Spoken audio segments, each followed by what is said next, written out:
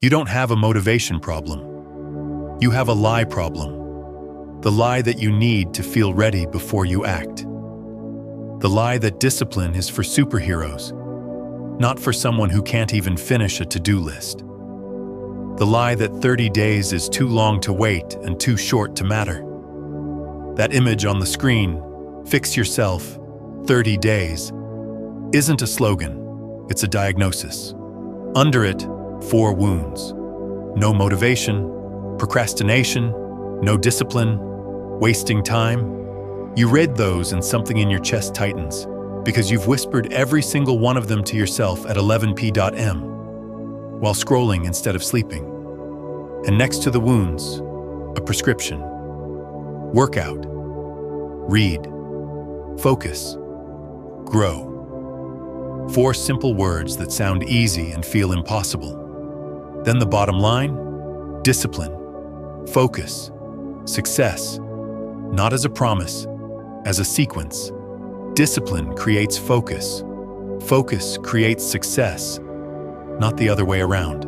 And 30 days is all the time you need to prove that the person you've been calling lazy was never lazy, just waiting for permission to stop waiting. Let's start with the trap that has stolen more years than any failure ever could: the worship of motivation. You've been raised to believe that before you can change, you need a lightning bolt of inspiration, a wake-up call, a rock bottom. So you wait.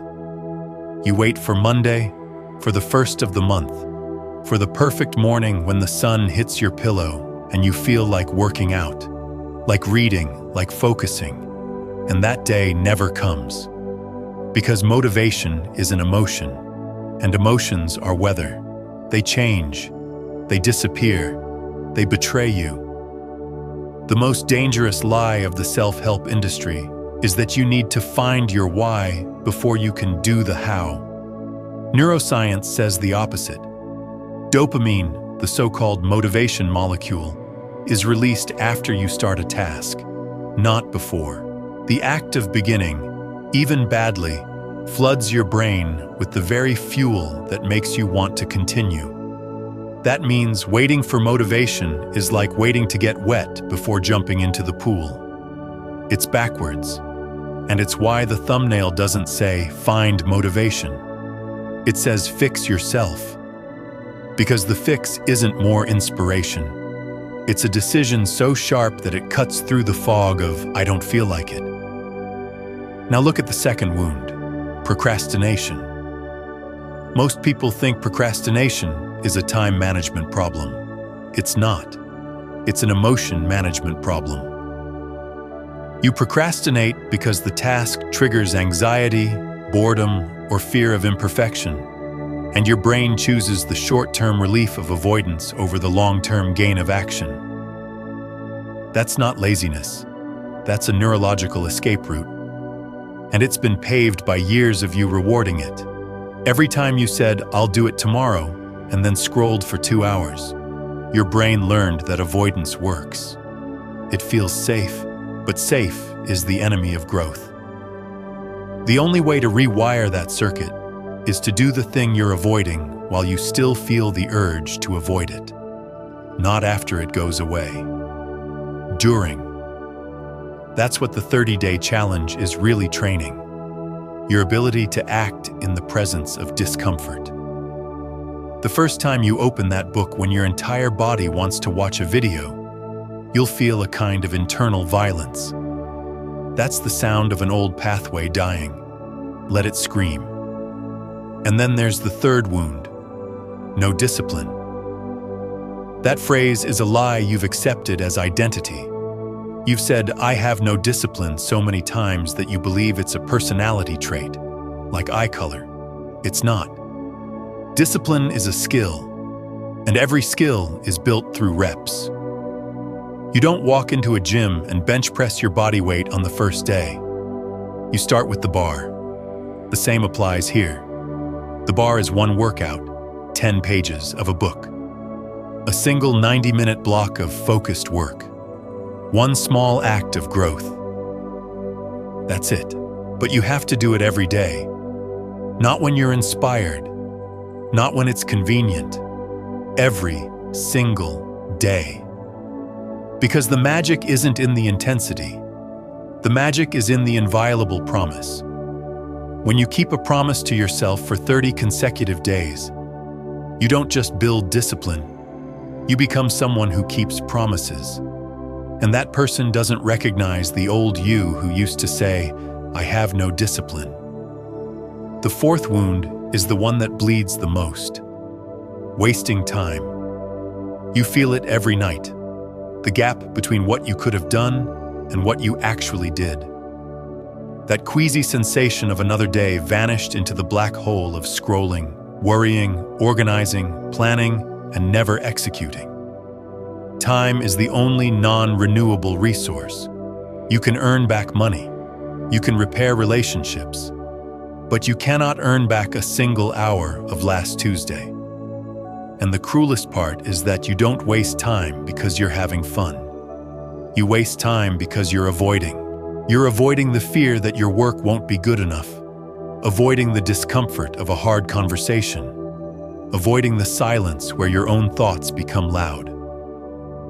The thumbnail's solution, work out, read, focus, grow, isn't a random to-do list. It's a complete system for reclaiming your attention.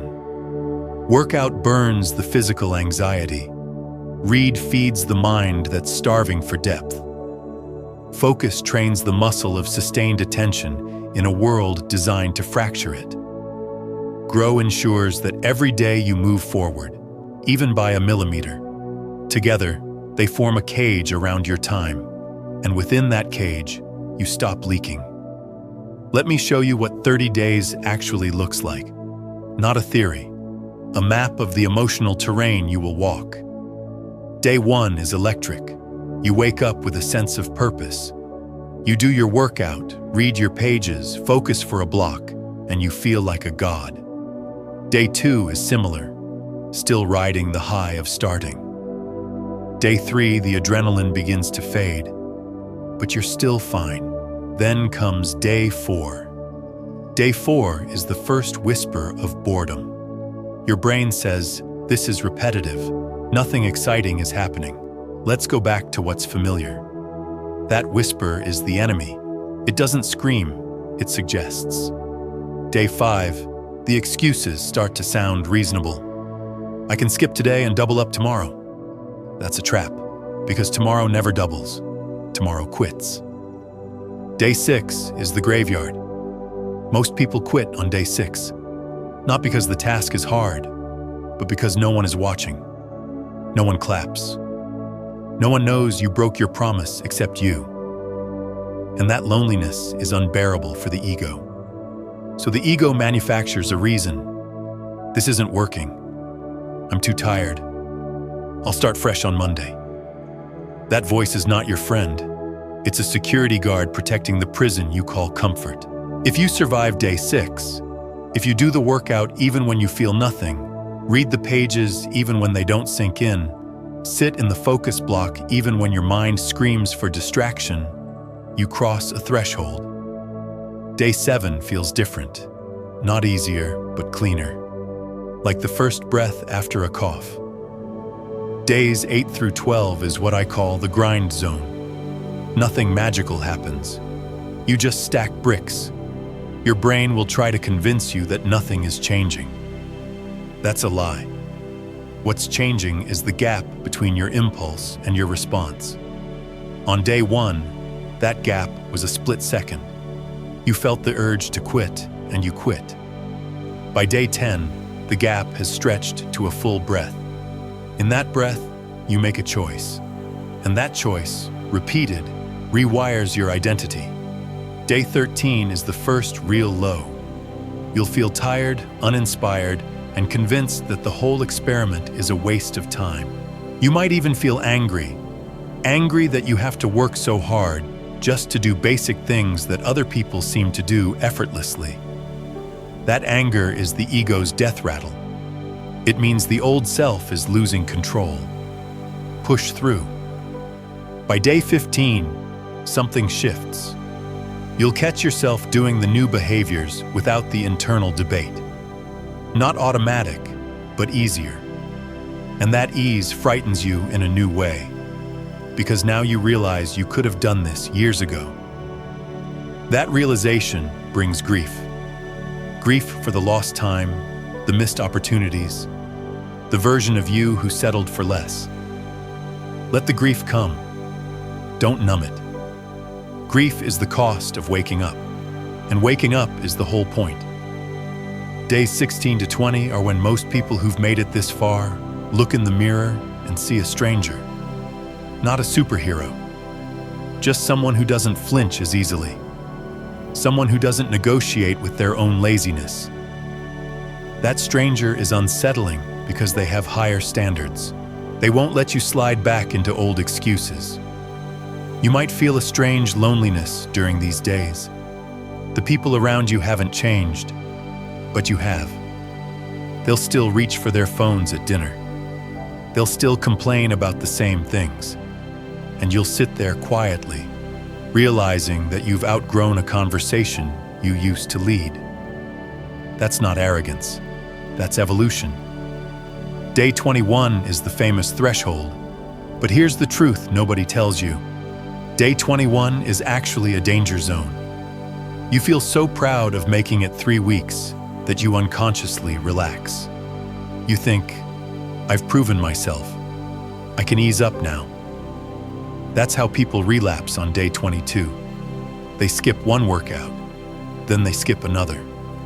And within 4 days, they're back to square one, wondering what happened. Don't ease up, double down. On day 21, do something slightly harder than the day before. Add 5 minutes to your workout. Read 11 pages instead of 10. Extend your focus block by 15 minutes. Send a signal to your subconscious. This is not a temporary boot camp. This is a new baseline. Days 22 to 27 are where you start noticing that other people treat you differently. They can't articulate why, but they sense a new solidity in you. They might test you. A coworker will invite you to stay late for drinks when you've planned to work out. A friend will mock your new routine as being obsessed. Your own family might say, "You've changed." They don't mean it as a compliment. They mean, "You're no longer convenient to my expectations." That's fine. You're not here to be convenient. You're here to be effective. Hold your ground. Don't explain. Don't defend. Just keep doing the work. Day 28 is the strangest of all. You'll feel nothing. No excitement, no dread, no pride. Just a quiet, almost boring certainty. That's the feeling of a rewritten identity. The behaviors that required willpower on day 4 now require almost no thought. You wake up and your body moves toward the workout before your brain has time to argue. You sit down to read without checking your phone first. You enter a focus block like you're clocking into a job you actually love. That quiet certainty is the prize. It's not fireworks. It's the absence of internal warfare. Then day 30 arrives. There's no fanfare, no theme music, no slow motion montage. You'll just notice that something that used to feel impossible, waking early, choosing the book over the screen, sitting in silence instead of distraction, now feels like breathing.